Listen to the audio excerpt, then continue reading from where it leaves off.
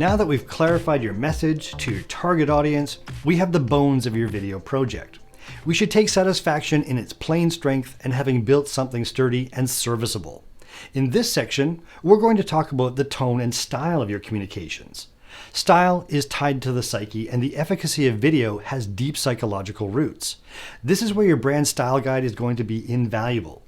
Ideally, you have a download package with all the information and assets needed. Your brand colors, your main logo and alternative logos on transparent backgrounds. Please, please, please on transparent backgrounds.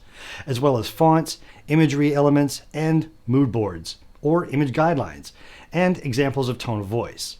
Take it a step deeper and explain what your brand logo is meant to embody. Clarify what your color palette is meant to communicate. Tell me about the shape and personality of your typography. Get into the look and feel of your image guidelines, and give solid examples of dimension in your tone of voice. Anything else you can provide for inspiration is useful, like samples of work that you admire. These detailed guidelines will help us create compelling videos by staying true to your brand. In our next video, we're going to talk about things you want to avoid.